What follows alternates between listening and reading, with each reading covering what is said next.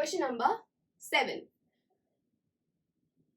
Okay, question 7 is briefly describe various steps involved in plant breeding. Okay, so students, now plant breeding. Steps involved in plant breeding are collection of germplasm, second, evaluation and selection of parents, third, cross hybridization and among the selected parents, fourth, selection and testing of superior recombinants, and fifth, testing and releasing of commercialized of new cultivars.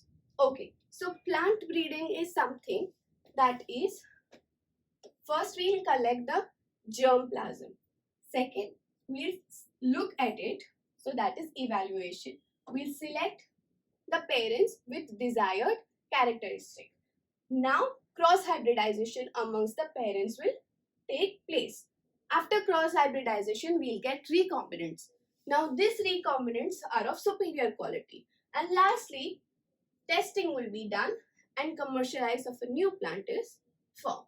So this is how plant breeding happens. Okay students?